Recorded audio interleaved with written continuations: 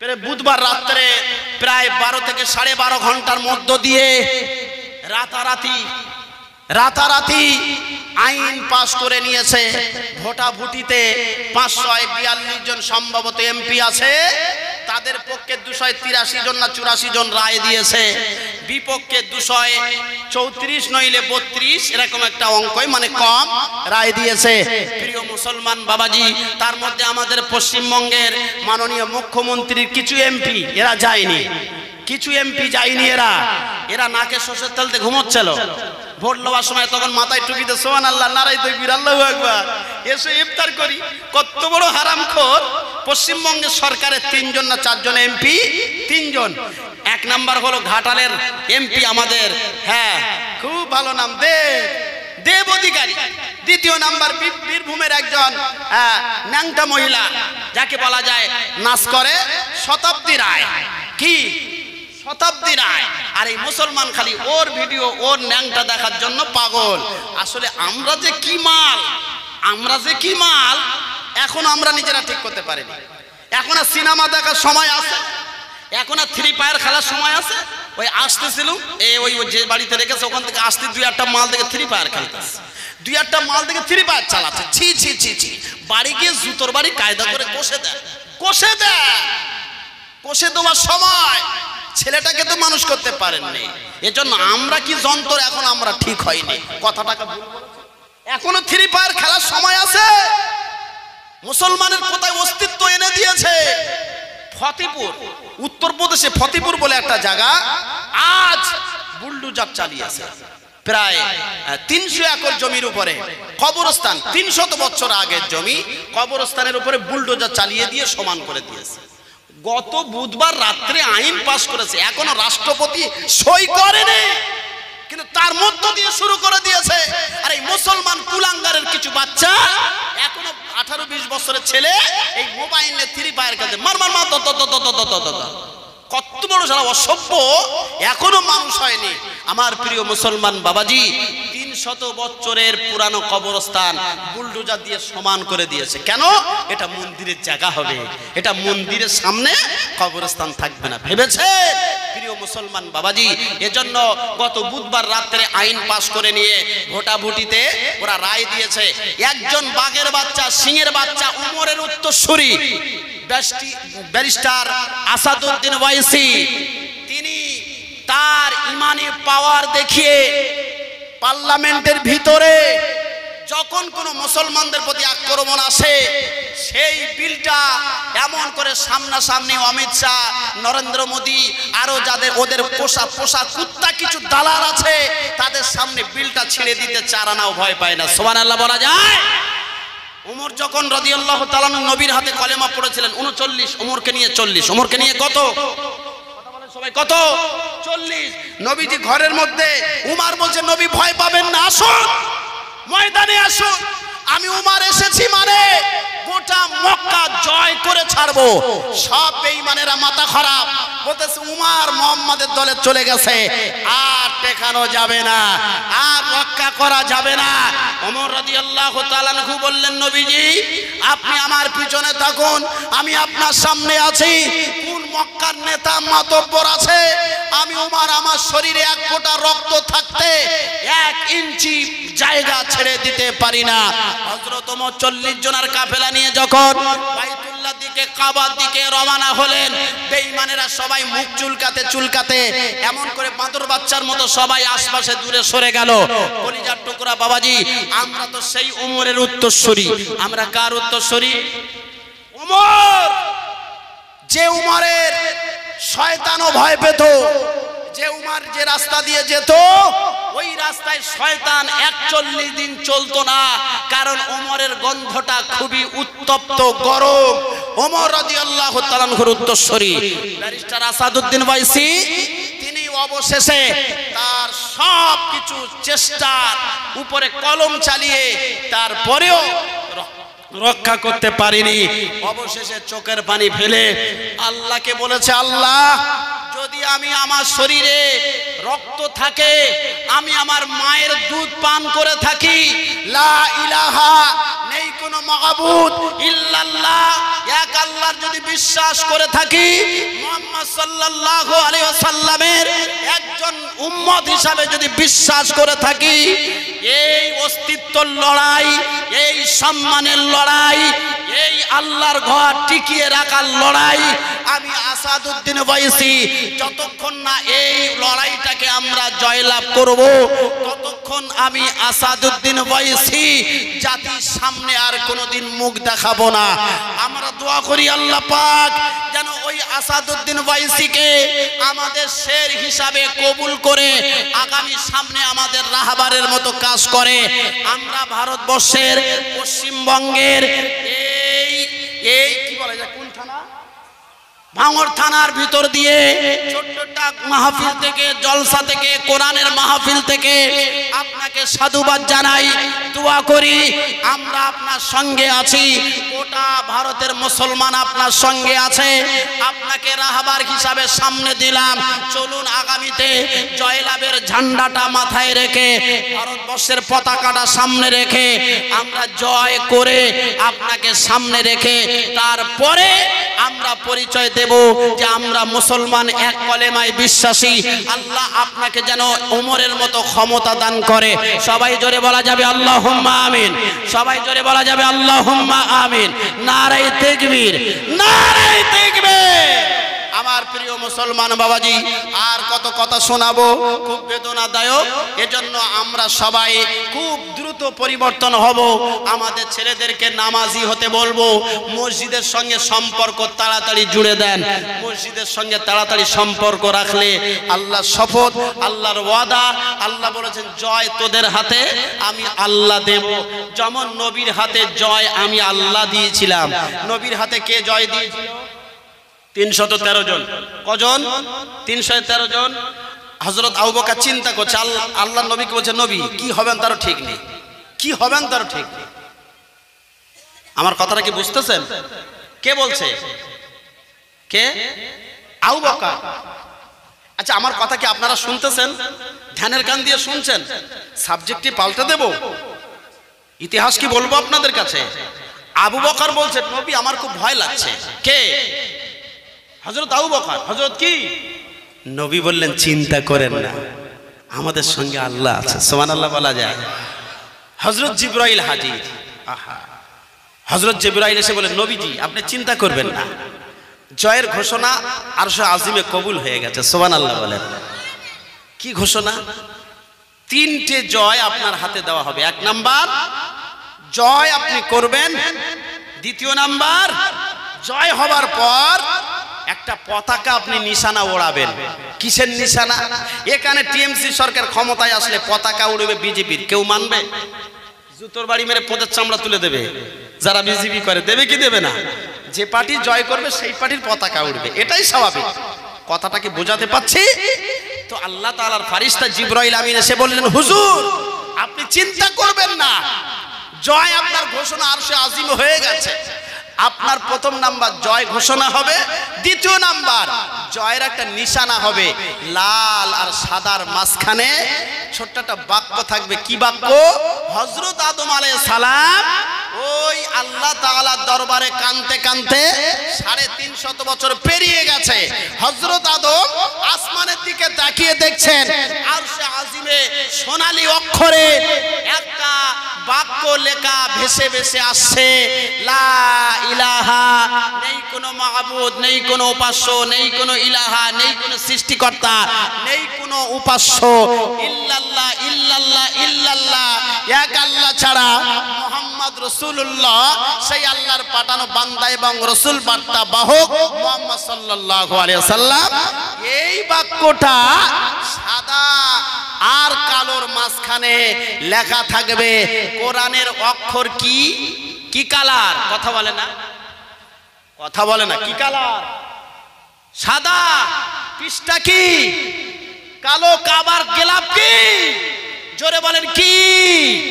কাবার গেলাপ কালো, কোরআনের অক্ষর কালো, কোরআনের পৃষ্ঠা সাদা। সাদা আর কালোর মাঝখানে লা ইলাহা ইল্লাল্লাহ মুহাম্মদ রাসূলুল্লাহ। এই বিজয়ের পতাকাটা আপনার হাত দিয়ে বদরের ময়দানে খালি একবার বসিয়ে দেবেন, এই কলেমা গোটা পৃথিবী দিকে দিকে দিকে দিকে গোটা পৃথিবীতে পৌঁছে যাবে। জোরে বলা যাবে সুবহানাল্লাহ, নারায়ে তাকবীর, নারায়ে তাকবীর। পথে বেঈমান তোদের লাফালাফিতে আমরা ভয় পাই না, কারণ আমাদের ঘোষণা হয়ে আসছে। কথা ঠিক কি ঠিক না? এজন্য প্রিয় ভাইরা, কোরআন শরীফের আয়াত আল্লাহ তাআলা বলেছেন আমাদের কাছে শ্রেষ্ঠ দুটো জিনিস, এক নবী, দুই কোরআন। এক কোরআন মানো, দুই নবী মানো, তোমরা শান্তি পাবে, মুক্তির রাস্তা খুঁজে পাবে। কিসের রাস্তা? এক শান্তি, দুই নবী, এই দুই মুক্তির রাস্তা খুঁজে পাবে। এক কোরআন মানো, দুই নবীর হাদিস মানো। তাহলে কোরআন আমাদের মানতে হবে। তোমার সময় খুব বেদনার মধ্যে আছি, তারপরেও বলছি দুঃখজনক ওই যে বিষয়টা বারে বারে স্মরণ করা হয়। আজকে একটা উত্তরপ্রদেশ সম্ভবত সাহারানপুরে একটা এই বিল নিয়ে একটা আন্দোলন করেছে। আমার মনে হয় 20-50 লক্ষ মানুষ এটা তো পৌঁছাচ্ছে ওর কাছে। অমিত শাহ, নরেন্দ্র মোদী আর টাকলা যারা যেমন দায়িত্বে আছে, ওরা খালি পায়খানা আস্তে আস্তে ধাড়ানো শুরু করতেছে, ধাড়াচ্ছে, কারণ অবস্থা খুব খারাপ। একবার যদি মুসলমান ধরে নেয় আমাদের আর মাসানো দেবে না, কারণ গোটা বিশ্ব তো দেখেছে, গোটা বিশ্ব দেখছে আমাদের প্রতি অত্যাচার আজ থেকে করে না। কিন্তু ও যেদিন থেকে ক্ষমতায় এসছে সেই দিন থেকে খালি মুসলমান এটা খারাপ, ওটা খারাপ, ওটা খারাপ, ওটা খারাপ, মানে ওর মতো থার্ড ক্লাস নিকৃষ্ট লম্পট জানোয়ার অশিক্ষিত বর্বর চুরি করে এমএ কমপ্লিট করেছে প্রধানমন্ত্রী হওয়ার পর, চুরি করে বিএ এমএ কমপ্লিট করে প্রধানমন্ত্রী হয়েছে। কত শুনুন, প্রমাণটা নিন, চুরি করে করেছে। মানে প্রধানমন্ত্রী হলি তো তার আর কলেজে পড়া লাগে? এই সার্টিফিকেটটা দিয়ে দে, মুদির নামে সার্টিফিকেট দেয়। চাওয়ালা চা বিক্রি করতো, সে আবার এমএ কমপ্লিট করলো কবে? ইদানিং করে ইংলিশ বলার তার যোগ্যতা নাই। দেখেছেন আপনারা ফুটেজ দেখেছেন? ফুটেজ দেখেছেন আপনারা? ইংলিশ বলার তার যোগ্যতা নাই। বিদেশে যখন যায় আমাদের জন্য লজ্জা পাই আমরা। আমাকে দিলে তো ওনার গলা ইংলিশ বলে দেবো, কিন্তু ওর মতো একটা থার্ড ক্লাস চাওয়ালা মাথা মোটা ও ইংলিশ বলার যোগ্যতা নাই। বিদেশে একজনকে প্লেয়ার হিসেবে রাখতে হয়, মেরু কুকুরের মতো, মেরুর মতো, কুত্তার মতো একজন পিছনে থাকতে হয় ইংলিশে কথা বলবার জন্য। সে আজকে দেশের হাল ধরেছে, তো দেশের অবস্থা খারাপ হবে তো এমনি হবে। কথা ঠিক কি ঠিক না? যোগ্য লোকের হাতে নেতৃত্ব না দিলে পরে, যোগ্য লোক নেতৃত্বে না আসলে পরে গোটা ভারতবর্ষটাকে তছনছ করে দেবে। কোথায় ভালো জামা, কোথায় দামি জামা, আর খালি বিদেশ সফর, খালি বিদেশ সফর, খালি বিদেশ সফর। আসলে ওর কালচারটা তো ওই।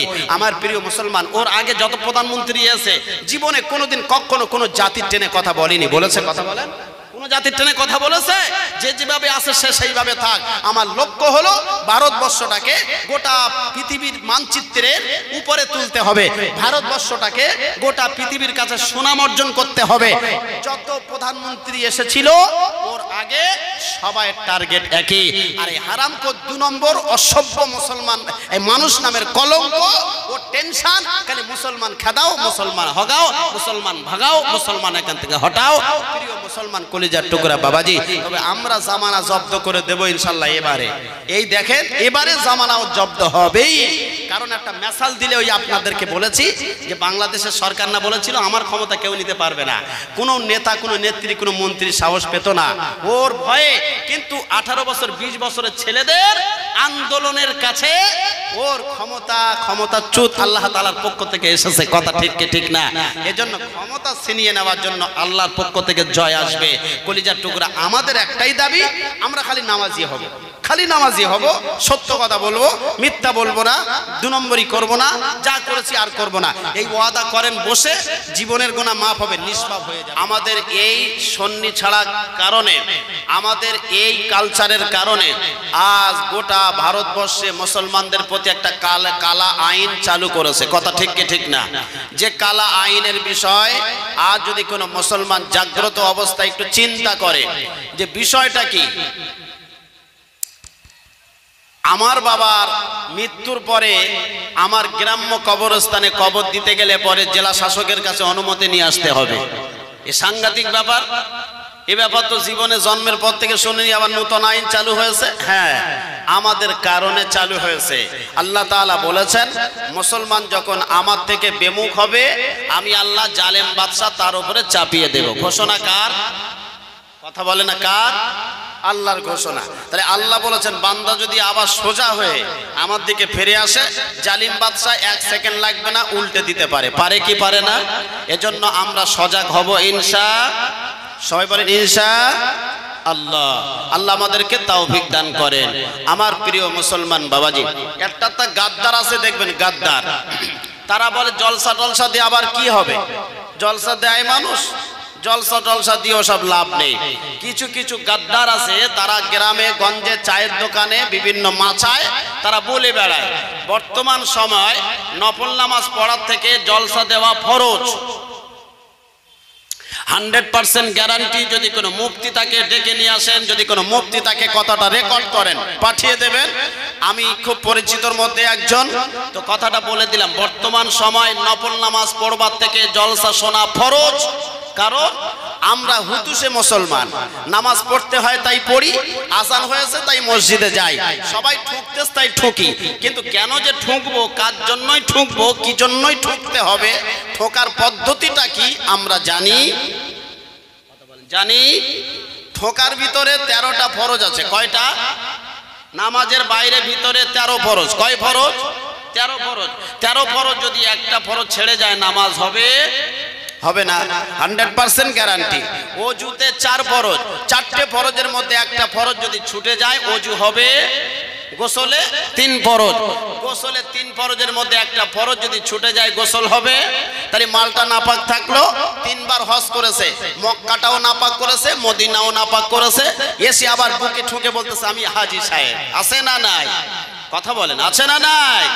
অথচ হাজী সাহেবের ছেলেটা পাক্কা সুদখোর, হাজী সাহেবের মেয়েটা কোথায় ঢাং ঢাং করে যায়, ওই নিউ টাউনে ওয়োতে সময় কাটিয়ে 3000 টাকা করে মাসে কামায়, বুকে ঠুকে বলতেছে মাসায় আমি হাজী সাহেব। মানে কি? হারাম কর, তোর মতো ঢ্যামনা লোক আর আছে পাড়ায়, তুই যে হাজী সাহেব তোর কে বলতে বলেছে? মানুষ তোকে বলবে। কথা ঠিক কি ঠিক না? মুহাম্মদ সাল্লাল্লাহু আলাইহি ওয়াসাল্লাম বলেছিল আমি নবী, মুহাম্মদ সাল্লাল্লাহু আলাইহি ওয়াসাল্লাম পরিচয় দিয়েছিল, তার ব্যবহার তার আচরণ তার সার্টিফিকেট স্বয়ং আল্লাহ দিয়েছে। আল্লাহ বলেন হাবিব আপনি বলুন আল্লাহ আমাকে বান্দা করে পাঠিয়েছে, মুহাম্মাদুর রাসূলুল্লাহ উম্মতের জন্য রাহবার করে পাঠিয়েছে। তারপরে আল্লাহর নবী বলেছিলেন আমি উম্মতের রাহবার। উম্মতের কি রাহবার মানে বোঝেন? যে সামনে চলে। কোথায় চলে? পিছনে না। কোথায় চলে? সামনে চলে। আমরা রাহবারকে ফলো করি, করি কি করি না? যখন নেতা যেদিকে যায় আমরা সেদিকে। এই পাখাটা ঘুরিয়ে দাও তো, পাখাটা সরাও তো, কচি আয় তাড়াতাড়ি। নেতা যেদিকে যায় আমরা সেদিকে যাই কি যাই না? বর্তমান সময়ের নেতা তো রাহবার উম্মতে মুহাম্মাদি, আমরা নবী মুহাম্মদ সাল্লাল্লাহু আলাইহি ওয়াসাল্লামের উম্মত। আমাদের রাহবার হলো একমাত্র নেতা হযরত মুহাম্মদ সাল্লাল্লাহু আলাইহি ওয়াসাল্লাম। এজন্য প্রিয় ভাইরা, আমার কলিজার টুকরা বাবাজিরা, হ্যাঁ এইদিকে, এজন্য রাহবার আমরা মানবো ইনশাআল্লাহ। সবাই কথা বলে মানবো ইনশাআল্লাহ। রাহবার যদি হারিয়ে যায় বিপদের শেষ থাকবে না।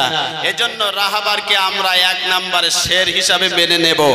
বর্তমান সময় নেতা নেত্রীরা কিছু চিটিংবাজ আছে, বেশিরভাগ তারা ভাওতা দিয়ে বলে যায় আমি কিন্তু কোনো পার্টির পক্ষে, এ পার্টি সে পার্টি ওই পার্টি এই পার্টি কোনো বিষয় না, এখানে হবে শরীয়তের কথা, আল্লাহর কথা, কোরআনের আইনের কথাই হবে।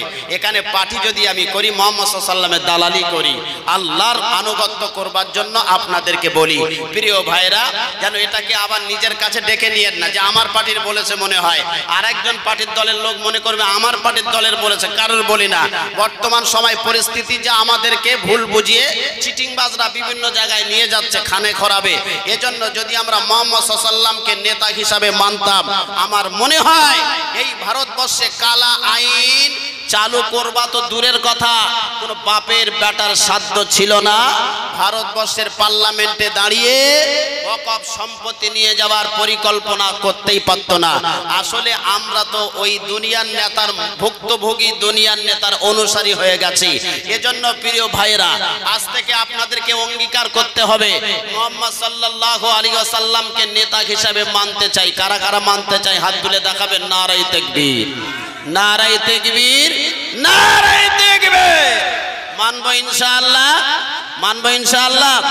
আল্লাহ পাক বলেন ওয়াতাসিমু বিহাবলিল্লাহি জামিআন ওয়া লা তাফাররাকু। আল্লাহ পাক বলেন পৃথিবীর মানুষ শুনে রাখো, আমি রব্বুল আলামিন তোমাদের কাছে শ্রেষ্ঠতম কিতাব দিয়েছি কোরআনুল কারীম। এই কোরআনুল কারীমটা তোমরা তোমাদের নিজেদের জন্য, তোমাদের ভবিষ্যতের জন্য, আখিরাতের জন্য তোমাদের সংবিধান হিসাবে মেনে নেবে। মুসলমান ভাইরা আমার, আমাদের সংবিধানের নাম কি? আমাদের সংবিধানের নাম কোরআনুল কারীম। কি ভারতবর্ষের একটা সংবিধান আছে, আছে না নাই? কথা বলেন। ভারতবর্ষের সংবিধান, বাংলাদেশের সংবিধান, পাকিস্তানের সংবিধান, সব দেশের সংবিধান বলে একটা সুরক্ষিত ব্যাপার আছে। কিন্তু গোটা পৃথিবীর মুসলমানদের জন্য আল্লাহ রব্বুল আলামিন সংবিধান পাঠিয়েছেন। বিশ্ব নবীর উপরে 22 বছর 4 মাস 17 দিন ধরে কোরআনুল কারীম আল্লাহ রব্বুল আলামিন 30টা খণ্ড করেছেন। 6666টি আয়াত, 114 থেকে 15টি সূরা। আল্লাহ রব্বুল আলামিন যুগে যুগে সময়ে সময়ে, কোন সময় একটা সূরা, কোন সময় একটা আয়াত, কোন সময় একটা বাক্য। বিশ্ব নবী মক্কায় তো কোরআন নাযিল করেছেন মক্কায়, নবী মদিনায় কোরআন নাযিল হয়েছে মদিনায়, নবী পর্বতে কোরআন নাযিল হয়েছে পর্বতে, নবী যেখানে কোরআন নাযিল হয়েছে সেখানে, নবী নামাজে কোরআন নাযিল হয়েছে নামাজে। আল্লাহ রব্বুল আলামিন বললেন, হে পৃথিবীর মানুষেরা, এই জাতির লোকেরা, তোরা তোদের কাছে নেতা হিসাবে যখন আমার নবীকে মেনে নেবে আর আমার কোরআনকে মেনে নেবে, গোটা পৃথিবীর কোনো বাপের বেটার সাধ্য নাই তোদের উপরে চোখ রাঙিয়ে কথা বলবে, কারণ আমি তোদের মালিক, আমি আল্লাহ। জোরে বলুন সুবহানাল্লাহ, নারে তাকবীর। আমাদের মালিক কে? কিন্তু মানি না, চিটিংবাজ, মিথ্যা কথা। আল্লাহ মালিক তো বলে দিলেন, জুমার আজান হলে, ওয়াক্তের আজান হলে যাই কোথায়? ফজরে 2-3 জন 4 জন 5 জন, আর বাকিগুলো কোথায় যায়? নারায়ে তাকবীর, আল্লাহু আকবার, হিজবুল্লাহ জিন্দাবাদ। তা মালগুলো যায় কোথায় আজান হলে? কথা কি ভুল বললাম? এ তো মানছে আল্লাহ, এর কাজটা তো ফিরাউনের মতো, পাক্কা ইবলিস, পাক্কা মুনাফিক। যার জন্য তো আল্লাহ বলেছে চিন্তা করিস না, বিপদে পড়েছিস, 2 মিনিট সময় লাগবে না। কোন আল্লাহ খালি বলবেন কোন উত্তাল করছিস, হায় রে বেঈমান নির্যাতন চাওয়ালা, উত্তাল করছিস, মুসলমানদেরকে চিনিস, ইতিহাস পড়েছিস, তোর ইতিহাস জানা আছে। তোর থেকে কোটি কোটি টাকার মালিক নাস্তানাবুদ করে দিয়েছে একজন, তিনি কে? তিনি কে? কারুনের কত মাল ছিল জানেন? 70টা উট লাগতো, মানে যেখানে টাকা রাখতো সেই টাকাওয়ালা, সেই টাকার জায়গা ঘরটার চাবি বহন করবার জন্য 70টা উট নিয়োগ করা ছিল। কত টাকার মালিক? মনে হয় 2-5 হাজার লরির টাকার মালিক। কথা ঠিক কি ঠিক না? সেই কারণকে জব্দ করতে আল্লাহ সময় লেগেছে? কথা বলেন, সময় লেগেছে বলেন? ফেরাউন, ফেরাউন ওয়াদ্দ জাহানের দায়িত্ব ছিল, তাকে জব্দ করতে সময় লেগেছে? সাদ্দাত সময় লেগেছে? নমরুদ সময় লেগেছে? আল্লাহ খালি বলেছে যা, তুই তো ন্যাংরা লোক, খোঁড়াতে খোঁড়াতে যা, গিয়ে পুরো এই সেঁদা থেকে ঢুকবি, ডাইনে ঢুকে বাঁয়ে এসে মস্তকে খালি একটু বসে এই আওয়াজ দিবি। ফেরাউন জব্দ হয়েছিল না হয়নি? কথা বলেন।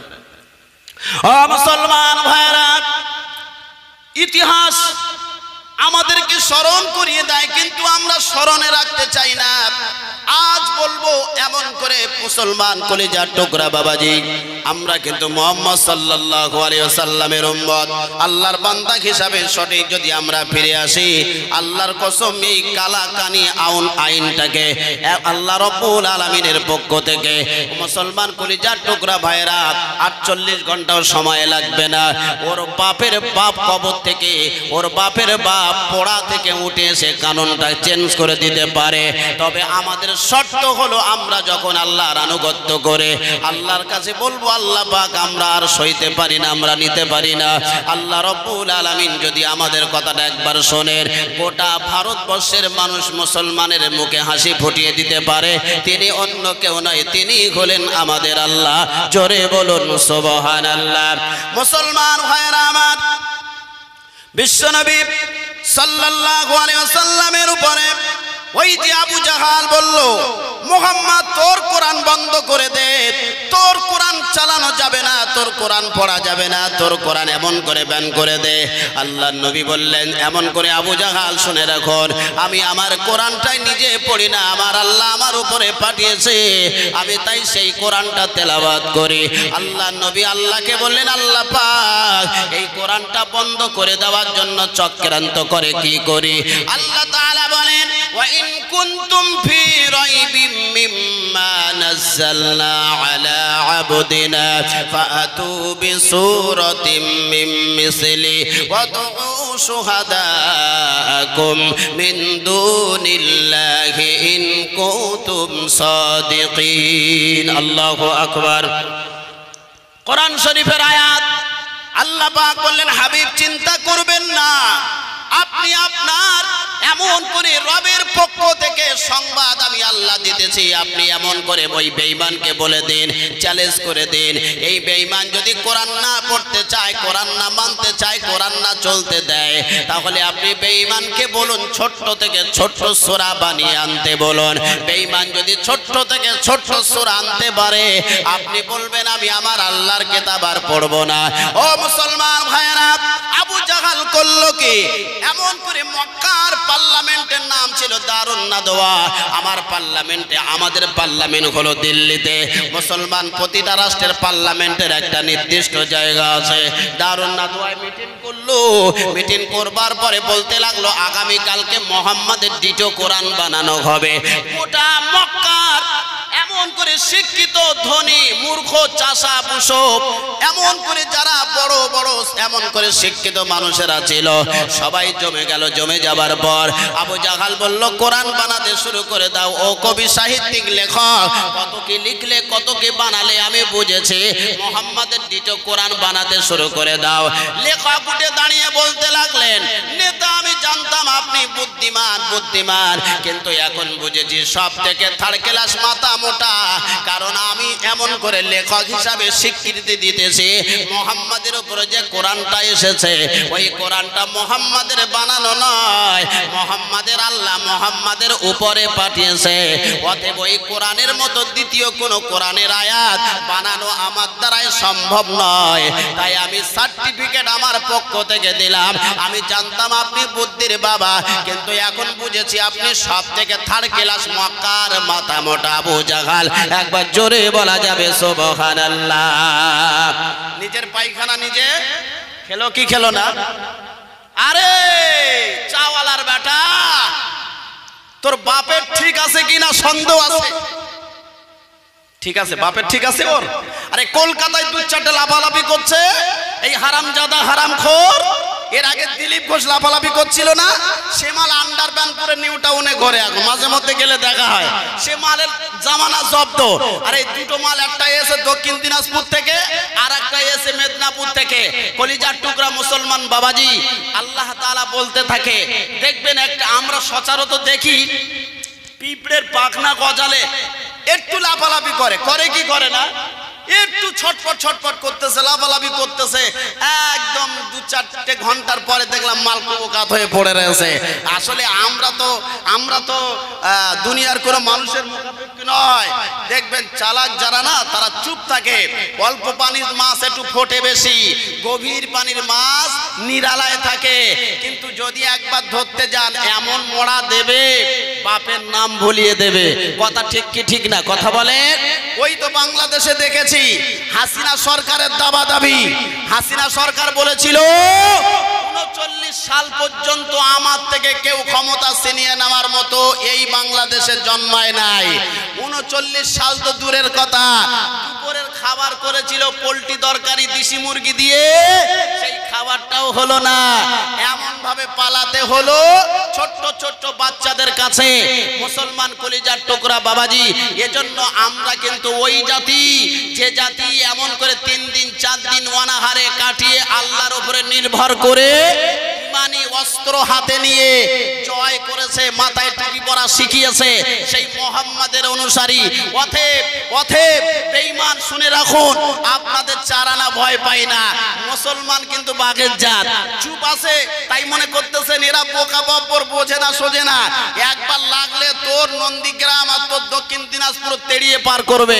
এজন্য প্রিয় ভাইয়েরা, কলিজার টুকরা বাবাজিরা, আমার মুসলমান কলিজার টুকরা বাবাজি, দেখবেন বাঘ যখন চুপ থাকে, অন্যান্য জন্তুরা তারা মনে করতেছে শালা তো কিছু বলে না, এত ঘাঘ দিচ্ছে কিচ্ছু বলে না, এ একেবারে বোকা বব্বর। একবার যখন লেজ নাড়া দিয়ে ঘুরে উঠেছে, এ বলতেছে বাবারে মারে কিসি কিসি ধরে বারে। তো আসলে মুসলমান খেপলে তোর বাপের 14 পুরুষের পুণ্য দুধ তুলে দেবে রে ভাই। এজন্য শান্ত আছেন, শান্ত থাকুন। কারণ 700 বছর মুসলমান রাজত্ব করেছে, তখন একটা মন্দির ভেঙে মসজিদ গড়ে নাই, একটা হিন্দু ভাইদের ঘর ভেঙে মুসলমানকে দখল দিতে দেয় নাই। কথা ঠিক কি ঠিক না? কথা বলেন। আমাদের কোলে বড় হলি, আমাদের কোলে থাকলি, আমাদের খেয়ে মাথা উঁচু করে বাঁচলি, আর এখন যেই আমরা মুহাম্মদ সাল্লাল্লাহু আলাইহি সাল্লামের অনুকরণ করি, আমরা আল্লাহর বিধানটা মানি, এখন তোর মনে হয় তোর মাথায় ভূত চাগিয়েছে, কুকুরে কুত্তায় পেশাব করে দিয়েছে, এখন তোর মনে পড়ছে এটা মন্দির করতে হবে, ওটা মন্দির বানাতে হবে, ওটা নিতে হবে, সেটা নিতে হবে। আসলে মুসলমান কলিজার টুকরা বাবাজি, এটা কিন্তু আপনাদের গরম করবার জন্য বলছি না, ওই জানোয়ার জন্তু নামের জানোয়ারদের শোনানোর জন্যই বলছি। শুনে রাখুন, ইতিহাস কিন্তু ভুলে যাবেন না। প্রায় ভারতের ইতিহাস ব্রিটিশদের খেদার ব্যাপারে, ব্রিটিশ আন্দোলনের মুখে মুসলমানদের বেশি জীবন দিতে হয়েছে, মুসলমানদের বেশি রক্ত দিতে হয়েছে। তোর বাপের কোনো পরিচয় ছিল না তখন এই মুসলমান জিন্নাত আলী, শওকত আলী, বড় বড় উলামারা, তারা কিন্তু নিজেদের জীবনটাকে দিয়ে ব্রিটিশদের তাড়িয়ে নিজের দেশটাকে সুরক্ষিত করেছিল না করেনি? কথা বলে আমার প্রিয় মুসলমান বাবাজি, আমরা ভুলে যাইনি। পথে মাথা গরম করা কথা বলিয়েন না। যদি আমরাও মাথা গরম কথা বলি, আপনারা দাঁড়াতে পারবেন না। আমাদের রাইফেল নেই, বন্দুক নেই, কিন্তু আমাদের একটা হাত অস্ত্র থেকেও আরো কঠিন, কারণ আমরা হাতে চুড়ি পরে বসে নাই। মুহাম্মদ সাল্লাল্লাহু আলাইহি সাল্লামের কাছে অস্ত্র ছিল না, ইমানি একটা জোর ছিল। কি ছিল? কথা বলেন। ইমানি পাওয়ার ছিল। ইমানি পাওয়ার থাকার কারণে 313 জন সাহাবীর কাছে বদরের ময়দানে পালাতে ভ্রমর পায় নাই। বলছে ওরে পালা পালা পালা পালা, মুহাম্মাদের দল খেপে গেছে, আর যুদ্ধে টিকিয়ে রাখা যাবে না, আর ওদের কাছে লড়াই করা যাবে না। উহুদের ময়দানে, খন্দকের ময়দানে, কারবালার ময়দানে, সব ময়দানে আল্লাহ তাআলা মুসলমানদের জয় ঘোষণা দিয়েছে। এজন্য আমরা হয়তো মর্মাহত ক্ষণেকের জন্য, কিন্তু আমরা আমাদের ইমানে বিশ্বাস আল্লাহর উপরে আছে। আল্লাহ বলেছেন ওয়া আলা রাব্বিহিম ইয়াতাওয়াক্কালুন। কোন মুসলমান যখন আমার উপরে নির্ভরশীল হয়, আমার পক্ষ থেকে জয়ের ঘোষণা আছে। মানে এমন জয় আসবে, আগামীতে আমরা ভারতবর্ষ চালাবো। সুবহানাল্লাহ বলা যায়? নারায়ে তাকবীর, নারায়ে তাকবীর। এটা কিন্তু আমাদের জয় আছে, এটা আমাদের জয়। মুসলমান ভারতবর্ষ চালাবে। এর আগে যতদিন চালিয়েছে 750 বছর, আবার মুসলমান হাতে নেবে। পাকামো করো না ভাই। যেহেতু আমরা হিন্দু মুসলমান পাশাপাশি বাস করি, আমরা কাউকে উত্তপ্ত করতে চাই না, কারণ আমরা মুহাম্মদ সাল্লাল্লাহু আলাইহি ওয়াসাল্লামের অনুসারী। মুহাম্মদ বলেছেন, সাল্লাল্লাহু আলাইহি সাল্লাম বলেছেন, তুমি তোমার পাশের হিন্দু ভাইকে লক্ষ্য রেখো, তোমার দায়িত্ব তুমি তোমার বাড়িতে তরকারিতে একটু ঝোল বেশি দিও, কারণ তোমার পাশে একজন অন্য জাতি হিন্দু ভাই বাস করে, তাকে দিয়ে খেও, খেলে আমি মুহাম্মদ সাল্লাল্লাহু আলাইহি ওয়াসাল্লাম খুশি হব। তাই আমরা মানবতা দেখাই, কথা ঠিক কি ঠিক না? তাই আমরা নিজের ভাই মনে করে চলি, কথা ঠিক কি ঠিক না? এজন্য কবিরা লিখেছেন, এক বিনতে দুইটি কুসুম, হিন্দু মুসলমান, একজন তার নয়নমণি আর একজন তার প্রাণ। আমরা ভারতবর্ষে বাস করি, পশ্চিম বাংলায় বাস করি, আমরা জাতিগত কোনো হিংসা বুঝি না, ভাই ভাইয়ের মতো চলি, ভাই ভাইয়ের মতো বাজার করি, ভাই ভাইয়ের মতো একই দোকানে চা খাই, একই জায়গায় মাল কিনি, একই জায়গায় ভাতও খাই। এজন্য আপনারা যারা মনে করতেছেন যে এখানে জাতিগত বিভেদ ঘটিয়ে দিয়ে বিজেপি ক্ষমতায় আসবো, আপনারা ক্ষমতায় আসবেন, ওই স্বপ্ন দেখার মতো হবে। স্বপ্ন শুয়ে শুয়ে স্বপ্ন দেখেন না, ঘুমিয়ে ঘুমিয়ে, যে মনে হয় আমি বিশাল কিছু হয়ে গেছি, ঘুম ভেঙে যাওয়ার পরে সব উল্টে যাবে। অতএব আপনার চিন্তা কোনোদিন সফল হবে না, কারণ এই পশ্চিম বাংলার হিন্দু মুসলমান শিখ ঈসাই এরা আপনাদের খপ্পরে পা দেবে না, এটা আমার বিশ্বাস আছে।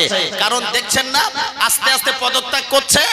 ওর গড়ে, শুভেন্দুর গড়ে একজন বিধায়ক সে ইস্তফা দিয়েছে, ইস্তফা দিয়ে টিএমসি সরকারের আন্ডারে এসেছে। ও নিজের গড় ঠিক রাখতে পারে না, চুটো মুস্তান কোথায় থেকে এসেছে, কুলাঙ্গার বাপের ঠিক নেই। সে বলতেছে মুসলমান খেদাও, মুসলমান এখান থেকে পার করো, মুসলমান পাকিস্তানে যাও, মুসলমান বাংলাদেশে চলে যাও। আরে হারামখোর, তোর বাপের আগে আমাদের বাপ দাদারা এখানে বাস করেছে। এজন্য প্রিয় ভাই, আল্লাহর বিধান হলো খবরদার মুসলমান শান্তভাবে চললে আমি আল্লাহ তাআলা আমার পক্ষ থেকে জয় আসবে, এটা আমরা বিশ্বাস করি। কোরআন শরীফের আয়াত। আমার প্রিয় ভাইরা, মন খারাপের দরকার নেই, তবে একটা কথা বলবো, এখনো যারা বেনামাজি অবস্থায় আছেন, আল্লাহ শপথ বলছে, আল্লাহর কসম, নামাজ আমাদের অস্ত্র। নামাজ আমাদের কি? সবাই বলে নামাজ আমাদের কি? অস্ত্র। বন্দুকের টোটা ফেল হবে, বন্দুকের রাইফেলের গুলি ফেল হবে, একজন নামাজির দোয়া ফেল হবে না, এটা আমরা বিশ্বাস করি 100%। করি কি করি না? কথা বলেন, করেন আপনারা? একটু তাকবীর দেন তো জোরে সোরে, নারায়ে তাকবীর, নারায়ে তাকবীর। দাদা পীরের সিলসিলা, দাদা পীরের সিলসিলা, হক সিলসিলা, নারায়ে তাকবীর, নারায়ে তাকবীর। আল্লাহ আমাদের সবাইকে কবুল করেন, বলেন আল্লাহুম্মা আমিন। একটু মহব্বতে দরুদ, আল্লাহুম্মা।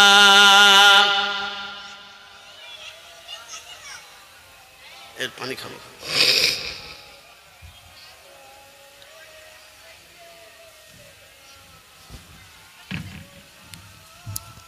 আমার প্রিয় মুসলমান ভাইয়েরা, তাহলে আমরা সবাই সজাগ থাকবো ইনশাআল্লাহ। আগামীতে ভাই ভাইয়ের মতো একে অপরের প্রতি আল্লাহ তাআলা নির্ভরশীল হয়ে নামাজি হব। এই অস্ত্র যদি আমরা রাখতে পারি ইনশাআল্লাহ আমরা জয় করব। তবে এটা জয়ের ঘোষণা এসেছে, অন্য কিছু না। দেখবেন জয়ের ঘোষণা, খুব তাড়াতাড়ি আমাদের জয় ছিনিয়ে নিয়ে আসবো আমরা ইনশাআল্লাহ। তবে একটা কথা, আমাদেরকে যখন ডাকা হবে আমরা আমাদের কাজটাকে সরিয়ে দিয়ে ফরজ মনে করে আল্লাহর আইনটাকে, বিধানটাকে সংরক্ষণ করবার জন্য আমরা সবাই ময়দানে যাব ইনশাআল্লাহ। যাব ইনশাআল্লাহ, সবাই যাব ইনশাআল্লাহ। আজ কলকাতার রাজপথে এই ওয়াকফ বিলের বিরুদ্ধে আন্দোলন করেছে একটা ছেলে, একটা ব্যক্তি বলছে, বউ আমার বাড়িতে, মা আমার বাড়িতে, বাচ্চা আমার বাড়িতে, সব আল্লাহর হাওলায় দিয়ে এসেছি, আমি আছি ময়দানে।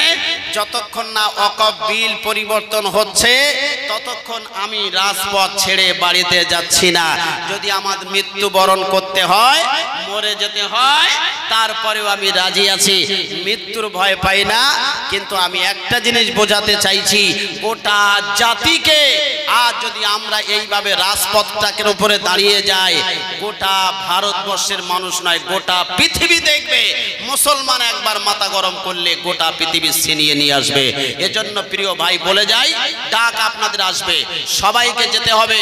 10 বছর, 12 বছর, 14 বছর, 20 বছর, 22, 30, 40, 50 যে যেমন ভাবে পারবেন সবাই আপনাদের যখন ডাকা হবে আপনারা সবাই যাবেন। কারণ যখন মক্কা বিজয় এসেছিল, মক্কার ঘোষণা এসেছিল, মুহাম্মদ সাল্লাল্লাহু আলাইহি ওয়াসাল্লামের হাতে বেঈমানেরা তারা একে একে তাড়াতাড়ি করে কলেমা পড়তে ভ্রমর পায় নাই। নবীজি সবাইকে ক্ষমা করে দিয়েছিল। এজন্য জয় আসবে, একটু কষ্ট হবে। কি হবে কথা বলে? একটু কষ্ট হবে, কষ্টটা নেব, জয় চাই আমরা। আল্লাহ আমাদেরকে তৌফিক দান করেন, বলেন আমিন। একটু মহব্বতের দরুদ পড়ি, আল্লাহুম্মা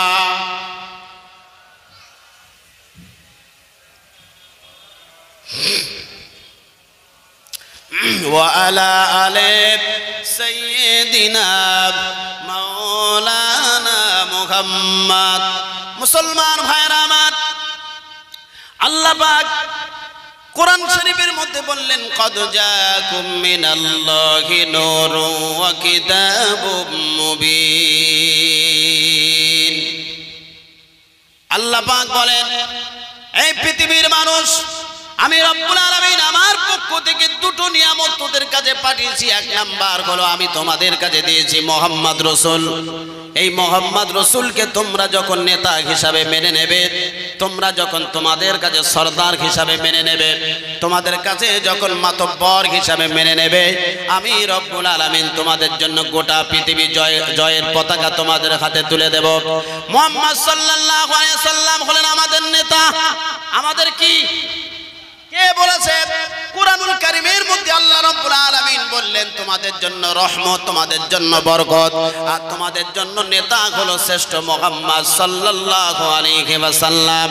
আল্লাহ পাক এই নবীকে এতটা ভক্তি করে, এতটা ভালোবাসা দিয়ে আল্লাহ নবীকে বললেন, ওয়া মা মুহাম্মাদুন ইল্লা রাসূল কদ খালাত মিন ক্বাবলিহির রাসূল। এই পৃথিবীর মানুষেরা, আমি আমার নবীকে শ্রেষ্ঠতম হিসাবে গোটা নবীদের সেরা নবী করে আমি আল্লাহ পাঠিয়েছি। সব নবীদের আমি আল্লাহ পাঠিয়েছি। 1,00,000 মতন্তরে 2,24,000 নবী ও রাসূল। নবী ইব্রাহিম আলাইহিস সালাম দুনিয়ায় গেছেন, নবী মুসা আলাইহিস সালাম দুনিয়ায় গেছেন, নবী ইদ্রিস আলাইহিস সালাম দুনিয়ায় গেছেন, নবী ঈসা রুহুল্লাহ দুনিয়ায় গেছেন, নবী দাউদ আলাইহিস সালাম দুনিয়ায় গেছেন, নবী ইয়াকুব আলাইহিস সালাম দুনিয়ায় গেছেন, নবী সুলাইমান আলাইহিস সালাম দুনিয়ায় গেছেন। সব নবীদের টার্গেট হলো আল্লাহ যাতে খুশি, সব নবীরা তাতে খুশি। ইব্রাহিম আলাইহিস সালামের টার্গেট আল্লাহকে খুশি করে নিজে খুশি হয়েছেন। মুসা আলাইহিস সালামের টার্গেট হলো আল্লাহকে খুশি করে নিজে খুশি হয়েছেন। দাউদ আলাইহিস সালামের টার্গেট হলো আল্লাহকে খুশি করে নিজে খুশি হয়েছেন। ইয়াকুব আলাইহিস সালামের টার্গেট হলো আল্লাহকে খুশি করে নিজে খুশি হয়েছেন। সব নবীদের টার্গেট হলো আল্লাহকে খুশি করে নিজে খুশি হয়েছেন। আল্লাহ পাক বলেন, এই গোটা পৃথিবীর মানুষেরা শুনে রাখো, সব নবীদের টেনশন আমি আল্লাহ যাতে খুশি, সব নবীরা তাতে খুশি হয়েছেন।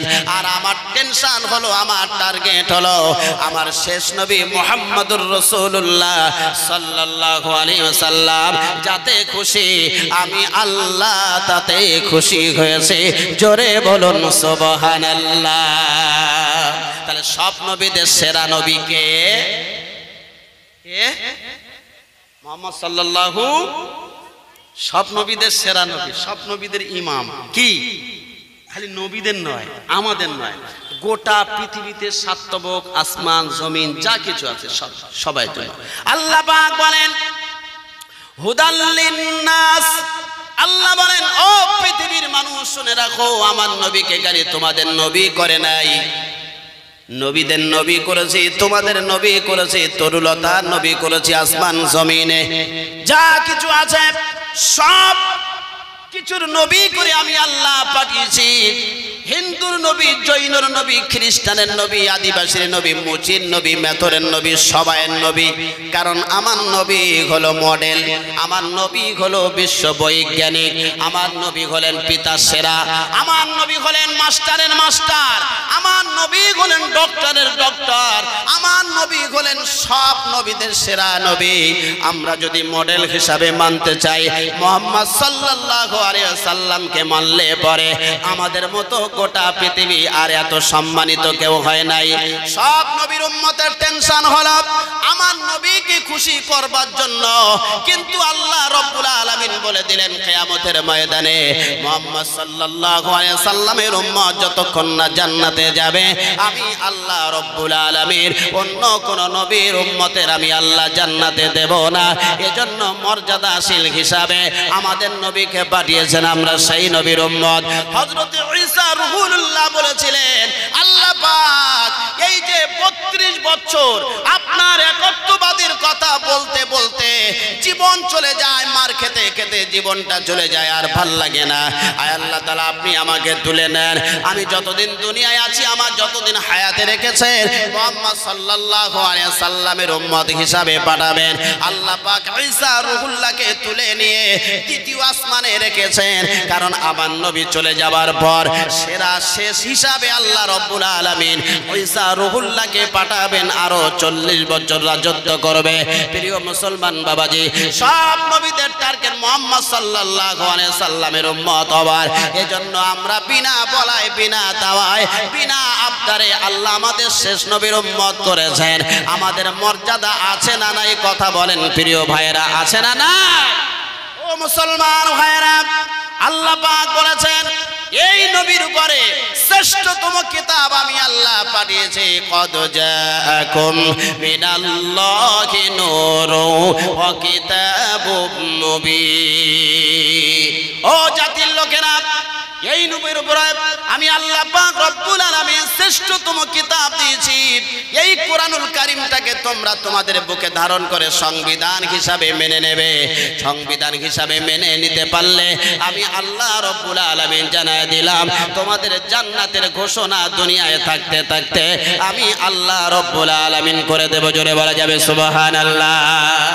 একজন বিজিবির নেতা সে ঘোষণা দিয়েছে, আমার কাছে আছে।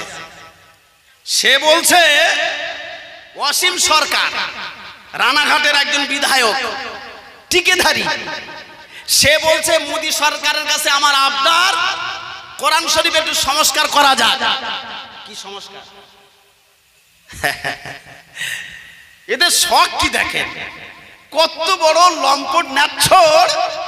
বলতে আমরা মোদি সরকারের কাছে আবদার করছি কোরআন শরীফটা পুনরায় আবার সংস্কার করা যায়। মানে আল্লাহর দেওয়া এই বিধান 1600 বছর আগে মুহাম্মদ সাল্লাল্লাহু আলাইহি সাল্লামের উপরে আল্লাহ পাঠিয়েছেন। সে বলছে কোরআন শরীফটাকে আবার পুনরায় একটু সংস্কার করে দে, কারণ মোদি সরকার ওর বাপের বাপ তো, ওর ঠাকুর দাদা কোরআন শরীফটা সংস্কার করে দিতে বলছে। একজন হিন্দু ভাই সে ওর জবাব দিচ্ছে, বলছে আসলে তুমি তো ছিলে আগে অসীম মণ্ডল, এখন অসীম সরকারে পদার্পণ করলে মনে করতেছো জাতি পাল্টে গেছে। তোমার জাতির যেমন ঠিক নেই, কিন্তু তুমি এটা ভেবো না যে মুহাম্মদ সাল্লাল্লাহু আলাইহি ওয়াসাল্লামের উপরে শ্রেষ্ঠতম কিতাব কোরআনুল কারীম মুসলমানদের কিতাব এসেছে। এই কিতাবের একটা অক্ষর, একটা জের, জেরের জায়গায় জাবার, জাবারের জায়গায় জের, গোটা পৃথিবীর বিশেষজ্ঞ বৈজ্ঞানিক দার্শনিক চিন্তাশীল চিন্তাবিদ গোটা বিশ্বের নেতারা একত্রিত হয়ে যদি মনে করে জেরটাকে জাবার বানাবো, জাবারটাকে জের বানাবো, জের বানিয়ে কোরআন শরীফ আবার পুনরায় ভারতবর্ষে ছড়িয়ে দেব, এতনা পৃথিবীতে নেতা নেত্রী মাতব্বর কোনো মা কা লাল নেই মুসলমানদের ধর্মগ্রন্থ কেতাবের যে জাবারটাকে পরিবর্তন করবার। ওরে অসীম মণ্ডল, তোর যেমন জাতি ঠিক নেই, মুসলমানদের কিন্তু এই বলিষ্ঠ হাতিয়ার সংবিধান কোরআনুল কারীমের এর একটা অস্তিত্ব আছে। গোটা পৃথিবী হেরে যাবে, কিন্তু মুসলমানের কোরআন শরীফের জেরকে জাবার বানানোর কোনো বাপের বেটার সাধ্য নাই। সুবহানাল্লাহ বলা যায় না? জোরে বলা যায় না সুবহানাল্লাহ? নারে তাকবীর! আরে হাইব্রিড মার্কা বেঈমান উঠে পড়ে লেগেছে, ওই জানোয়ার ওর কথা শুনলে মাথা গরম। আসলে প্রিয় ভাইরা, ওরা মনে মনে করতেছে মনে হয় এবারটা মনে হয় আমরা হাতে ছিনিয়ে নেব, হিন্দু রাষ্ট্র আমরা এবারে ঠিক করে নেব। কিন্তু না রে ভাই, ওই মুতে এসে শুয়ে পড়ো ফেনাটা বলে না, বুড়ো মুতে এসে শুয়ে পড়ো, তোমার স্বপ্নটাই সফল হবে, বাকিটা আর কিছুই করতে পারবে না। প্রিয় ভাই আমার, কলিজার টুকরা বাবাজি, কেন দুঃখ দুঃখের সঙ্গে আমি বলছি কোরআন শরীফের জের জাবার করা যাবে সম্ভব। পশ্চিমবাংলায় সিপিএম সরকার যখন ক্ষমতায় ছিল, নোট করুন, সিপিএম সরকার যখন ক্ষমতায় ছিল কোরআন শরীফের 28টা আয়াত, 28টা কি আয়াত, বুদ্ধদেব, মাননীয় বুদ্ধদেব ভট্টাচার্য তিনি বলেছিলেন, একটা মন্তব্য করেছিলেন যে কোরআন শরীফের যে আয়াতগুলো আছে, মানে কেউ যদি হাত তোমার কেটে দেয় তুমি তার হাত কেটে প্রতিশোধ নাও, একটা চোখ নিলে আর একটা চোখ নাও, একটা মারলে আর একটা মারো, এটা কোরআনের সংবিধান। চুরি করলে হাত কেটে নাও, জেনা করলে কোমর পর্যন্ত ঢুকিয়ে 80টা দোররা মেরে ওকে জাহান্নামায় পাঠিয়ে দাও। এই কোরআনের সংবিধান ভারতবর্ষে নয়। এমন করে সৌদিতে চলে কি চলে না? কথা বলে চলে, কথা বলে না চলে, চলে। আসলে আমরা তো হিন্দু রাষ্ট্র নয়, আমরা সব জাতি বাস করি, সব জাতির সমন্বয়ে ভারতবর্ষে বাস করি। এই কোরআনের সংবিধান আমরা চালাতে পারি, কথা বলেন পারি। এই কোরআনের আইন চলে সৌদিতে। এই জন্য তো সোনাওয়ালা সোনা ফেলে দিয়ে নামাজে দৌড়ায়। কোন হাজি সাহেব আছে এখানে? কোন হাজি আছে? কোন হাজি নাই? মক্কা শরীফে দেখেননি আপনারা? শোনেননি? সোনাওয়ালার দোকান সোনা ফেলে নামাজে যায়, যায় কি যায় না? শুনেছেন আপনারা? কথা বলেন, শুনেছেন আপনারা? এই জন্য তো চোর নাই সৌদিতে। চোর আছে, 20 কোটি টাকা পড়ে থাকবে রাস্তায়, তারপরে ওদিকে তাকানো যাবে না, চোখ তুলে নেবে, কারণ আইনটা চলে কোরআনের। কিসে? কলিজার টুকরা বাবাজি, আল্লাহওয়ালা বন্ধু আমার, এগুলো খুব বেদনাদায়কের কথা। আমার প্রিয় মুসলমান বাবাজি, কোরআনের সংবিধান অত সহজ নয়। এজন্য প্রিয় ভাই আপনাদেরকে বলতেছি, অন্তত যদি আমরা আল্লাহর শপথ, এটা আমার ঈমানি বিশ্বাস, কোরআন শরীফের আয়াত, আল্লাহ বলেছেন ওয়াতাসিমু বিহাবলিল্লাহি জামিআ ওয়ালা তাফাররাকু। বান্দা তোরা আল্লাহর রশিটাকে দূর দূর করে সরে যাস না। তবলিগ আছি তবলিগের জায়গায় থাক, ফুরফুরা আছি ফুরফুরার জায়গায় থাক, কাদিয়ানি আছি কাদিয়ানির জায়গায় থাক, মাছ ভান্ডারি আছি মাছ ভান্ডারির জায়গায় থাক।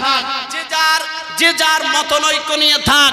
যখন আল্লাহর বিধানের উপরে কলম চালাবে, কোরআনের উপরে কলম চালাবে, তোরা তখন কে ফুরফুরা, কে তবলিগ, কে আলে হাদিস, কে বেরেলি, কে মাছ ভান্ডারি, কে ফকিরে না দেখে তোরা এক নবীর উম্মত, এক আল্লাহর বান্দা, এক কোরআনের অনুসারী, এক ময়দানে জমায়েত হয়ে নারে তাকবীর আল্লাহু আকবার একবার আওয়াজ দিয়ে দে।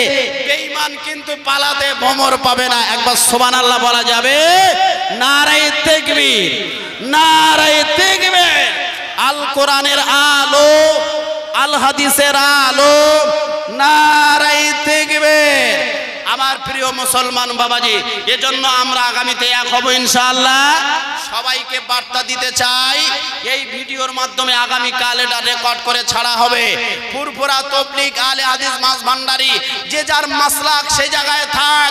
আসুন আমরা ময়দানে নামি, আসুন আমরা আল্লাহর বিধানটাকে সংরক্ষণ করবার জন্য, আল্লাহর ঘরটাকে সংরক্ষণ করবার জন্য আমরা এখন কুল্লু মুসলিমিনা ইখওয়া, এক মুসলমান আর এক মুসলমানের ভাই, এক মুসলমান আর এক মুসলমানের দরদি ভাই, ইমানি ভাই হিসাবে এখানে আল্লাহ তাআলার ঘর, নিজের অস্তিত্বের লড়াই, নিজের সম্মানের লড়াই, নিজের আখিরাতের লড়াই আমরা সবাই একসঙ্গে লড়তে চাই কি চাই না? কথা বলেন, কথা বলেন, চাই কি চাই না?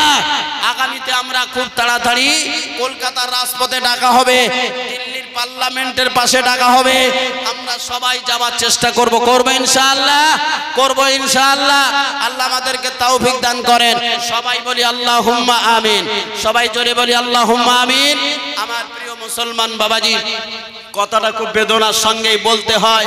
আসলে গতকালকে বুধবার রাত্রে প্রায় 12 থেকে 12.5 ঘন্টার মধ্য দিয়ে রাতারাতি আইন পাস করে নিয়েছে।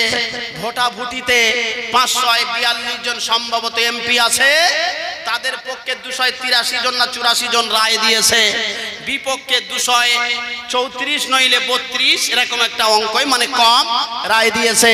প্রিয় মুসলমান বাবাজি, তার মধ্যে আমাদের পশ্চিমবঙ্গের মাননীয় মুখ্যমন্ত্রীর কিছু এমপি এরা যায়নি, কিছু এমপি যায়নি। এরা নাকে সর্ষের তেল দিয়ে ঘুমোচ্ছিল ভোট লওয়ার সময়, তখন মাথায় টুপিতে সুবহানাল্লাহ, নারায়ে তাকবীর, আল্লাহু আকবার, এসে ইফতার করি। কত বড় হারামখোর! পশ্চিমবঙ্গের সরকারের 3 জন না 4 জন এমপি, 3 জন। 1 নাম্বার হলো ঘাটালের এমপি আমাদের, হ্যাঁ খুব ভালো নাম, দেব অধিকারী। 2য় নাম্বার বীরভূমের একজন ন্যাংটা মহিলা, যাকে বলা যায় নাচ করে, শতাব্দী রায়। কি শতাব্দী রায়? আর এই মুসলমান খালি ওর ভিডিও, ওর ন্যাংটা দেখার জন্য পাগল। আসলে আমরা যে কি মাল এখন আমরা নিজেরা ঠিক করতে পারিনি। এখন আর সিনেমা দেখার সময় আছে? এখন আর থ্রি ফায়ার খেলার সময় আছে? ওই আসতেছিল ওই যে বাড়িতে রেখেছে ওখান থেকে আসতে 2-1টা মাল দেখে থ্রি ফায়ার খেলতেছে, 2-1টা মাল দেখে থ্রি ফায়ার চালাচ্ছে। ছি ছি ছি ছি! বাড়ি গিয়ে জুতোর বাড়ি কায়দা করে কষে দেওয়ার সময় ছেলেটাকে তো মানুষ করতে পারেননি। এজন্য আমরা কি যন্ত্র, এখন আমরা ঠিক হয়নি। কথাটাকে এখনো থ্রি ফায়ার খেলার সময় আছে? মুসলমানের কোথায় অস্তিত্ব এনে দিয়েছে? ফতেপুর, উত্তরপ্রদেশে ফতেপুর বলে একটা জায়গা, আজ বুলডোজার চালিয়েছে। প্রায় 300 একর জমির উপরে কবরস্থান, 300 বছর আগের জমি, কবরস্থানের উপরে বুলডোজার চালিয়ে দিয়ে সমান করে দিয়েছে। গত বুধবার রাত্রে আইন পাস করেছে, এখনো রাষ্ট্রপতি সই করেনি, কিন্তু তার মধ্য দিয়ে শুরু করে দিয়েছে। আর এই মুসলমান কুলাঙ্গারের কিছু বাচ্চা, এখনো 18-20 বছরের ছেলে এই মোবাইলে থ্রি ফায়ার খেলছে, মার কত বড় সারা অসভ্য, এখনো মানুষ হয়নি। আমার প্রিয় মুসলমান বাবাজি, 300 বছরের পুরানো কবরস্থান বুলডোজার দিয়ে সমান করে দিয়েছে। কেন? এটা মন্দিরের জায়গা হবে, এটা মন্দিরের সামনে কবরস্থান থাকবে না ভেবেছে প্রিয় মুসলমান বাবাজি। এজন্য গত বুধবার রাত্রে আইন পাস করে নিয়ে ভোটাভুটিতে ওরা রায় দিয়েছে, একজন বাঘের বাচ্চা, সিংহের বাচ্চা, উমরের উত্তরসূরি ব্যারিস্টার আসাদুদ্দিন ওয়াইসি, তিনি তার ইমানি পাওয়ার দেখিয়ে পার্লামেন্টের ভিতরে যখন কোনো মুসলমানদের প্রতি আক্রমণ আসে, সেই বিলটা এমন করে সামনাসামনি অমিত শাহ, নরেন্দ্র মোদী, আরো যাদের ওদের পোষা কুত্তা কিছু দালাল আছে, তাদের সামনে বিলটা ছেড়ে দিতে 4 আনাও ভয় পায় না। সুবহানাল্লাহ বলা যায়? উমর যখন রাদিয়াল্লাহু তাআলা নবীর হাতে কলেমা পড়েছিলেন 39, উমরকে নিয়ে 40, উমরকে নিয়ে কত? কথা বলেন সবাই, কত? 40। নবীজি ঘরের মধ্যে, উমর বলছে নবী ভয় পাবেন না, আসুন ময়দানে আসুন, আমি উমর এসেছি মানে গোটা মক্কা জয় করে ছাড়বো। সব বেঈমানেরা মাথা খারাপ, বলতেছে উমর মুহাম্মাদের দলে চলে গেছে, আর টেকানো যাবে না, আর রক্ষা করা যাবে না। ওমর রাদিয়াল্লাহু তাআলা আনহু বললেন, নবীজি আপনি আমার পিছনে থাকুন, আমি আপনার সামনে আছি। কোন মক্কার নেতা মাতব্বর আছে, আমি উমর আমার শরীরে 1 ফোঁটা রক্ত থাকতে 1 ইঞ্চি জায়গা ছেড়ে দিতে পারি না। হযরত ওমর 40 জনের কাফেলা নিয়ে যখন বাইতুল্লাহ দিকে, কাবার দিকে রওনা হলেন, বেঈমানেরা সবাই মুখ চুলকাতে এমন করে বাঁদর বাচ্চার মতো সবাই আশপাশে দূরে সরে গেল। কলিজার টুকরা বাবাজি, আমরা তো সেই উমরের উত্তরসূরি। আমরা কার উত্তরসূরি? উমর। যে উমরের শয়তানও ভয় পেত, যে উমর যে রাস্তা দিয়ে যেত, ওই রাস্তায় শয়তান 41 দিন চলতো না, কারণ ওমরের গন্ধটা খুবই উত্তপ্ত, গরম। ওমর রাদিয়াল্লাহু তাআলা আনহুর উত্তরসূরি ব্যারিস্টার আসাদুদ্দিন ওয়াইসি, তিনি অবশেষে তার সব কিছু চেষ্টার উপরে কলম চালিয়ে তারপরেও রক্ষা করতে পারিনি। অবশেষে চোখের পানি ফেলে আল্লাহকে বলেছে, আল্লাহ যদি আমি আমার শরীরে রক্ত থাকে, আমি আমার মায়ের দুধ পান করে থাকি, লা ইলাহা, নেই কোনো মাবুদ ইল্লাল্লাহ, এক আল্লাহর যদি বিশ্বাস করে থাকি, মুহাম্মদ সাল্লাল্লাহু আলাইহি ওয়াসাল্লামের একজন উম্মত হিসাবে যদি বিশ্বাস করে থাকি, এই অস্তিত্বের লড়াই, এই সম্মানের লড়াই, এই আল্লাহর ঘর টিকিয়ে রাখার লড়াই, আমি আসাদুদ্দিন ওয়াইসি যতক্ষণ না এই লড়াইটাকে আমরা জয়লাভ করব, ততক্ষণ আমি আসাদুদ্দিন ওয়াইসি জাতির সামনে আর কোনোদিন মুখ দেখাবো না। আমরা দোয়া করি আল্লাহ পাক যেন ওই আসাদুদ্দিন ওয়াইসিকে আমাদের শের হিসাবে কবুল করে আগামী সামনে আমাদের রাহবারের মতো কাজ করে আমরা ভারতবর্ষের পশ্চিমবঙ্গের এই কি বলা যায় কোন থানা ভাঙড় থানার ভিতর দিয়ে ছোট্টটা মাহফিল থেকে জলসা থেকে কোরআনের মাহফিল থেকে আপনাকে সাধুবাদ জানাই দোয়া করি আমরা আপনার সঙ্গে আছি গোটা ভারতের মুসলমান আপনার সঙ্গে আছে আপনাকে রাহবার হিসাবে সামনে দিলাম চলুন আগামীতে জয়লাভের ঝান্ডাটা মাথায় রেখে ভারতবর্ষের পতাকাটা সামনে রেখে আমরা জয় করে আপনাকে সামনে রেখে তারপরে আমরা পরিচয় দেব যে আমরা মুসলমান এক কলেমায় বিশ্বাসী আল্লাহ আপনাকে যেন ওমরের মতো ক্ষমতা দান করে সবাই জোরে বলা যাবে আল্লাহুম্মা আমিন সবাই জোরে বলা যাবে আল্লাহুম্মা আমিন নারায়ে তাকবীর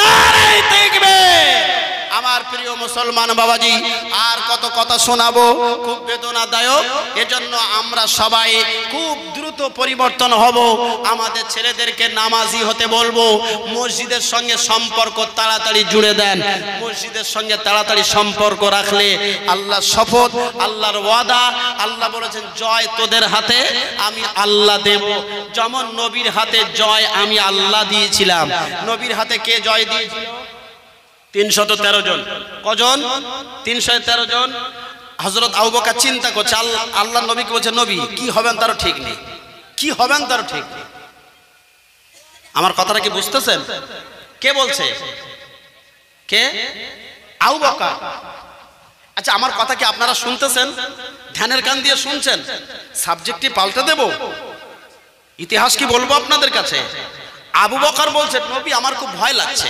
কে হযরত আবু বকর হযরত কি নবী বললেন চিন্তা করেন না আমাদের সঙ্গে আল্লাহ আছে সুবহানাল্লাহ বলা যায় হযরত জিবরাইল হাজির আহা হযরত জিবরাইল এসে বলেন নবীজি আপনি চিন্তা করবেন না জয়ের ঘোষণা আরশে আজিমে কবুল হয়ে গেছে সুবহানাল্লাহ বলেন কি ঘোষণা তিনটে জয় আপনার হাতে দেওয়া হবে এক নাম্বার জয় আপনি করবেন দ্বিতীয় নাম্বার জয় হবার পর একটা পতাকা আপনি নিশানা ওড়াবেন কিসের নিশানা এখানে টিএমসি সরকার ক্ষমতায় আসলে পতাকা উড়বে বিজেপির কেউ মানবে জুতোর বাড়ি মেরে পদের চামড়া তুলে দেবে যারা বিজেপি করে দেবে কি দেবে না যে পার্টি জয় করবে সেই পার্টির পতাকা উড়বে এটাই স্বাভাবিক কথাটা কি বোঝাতে পাচ্ছি তো আল্লাহ তাআলার ফেরেশতা জিবরাইল আমিন এসে বললেন হুজুর আপনি চিন্তা করবেন না জয় আপনার ঘোষণা আরশে আজিম হয়ে গেছে আপনার প্রথম নাম্বার জয় ঘোষণা হবে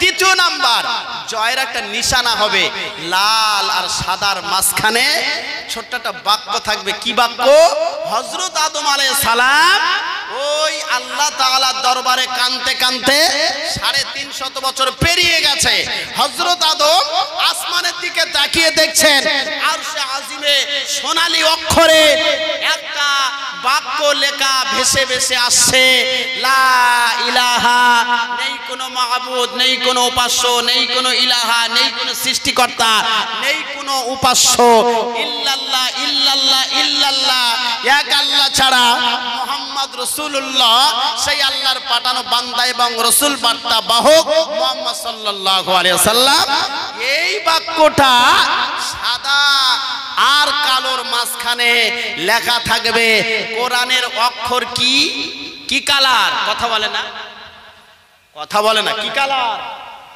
সাদা পৃষ্ঠা কি কালো কাবার গেলাপ কি জোরে বলেন কি কাবার গেলাপ কালো কোরআনের অক্ষর কালো কোরআনের পৃষ্ঠা সাদা সাদা আর কালোর মাঝখানে লা ইলাহা ইল্লাল্লাহ মুহাম্মদ রাসূলুল্লাহ এই জয়ের পতাকাটা আপনার হাত দিয়ে বদরের ময়দানে খালি একবার বসিয়ে দেবেন এই কলেমা গোটা পৃথিবী দিকে দিকে গোটা পৃথিবীতে পৌঁছে যাবে জোরে বলা যাবে সুবহানাল্লাহ।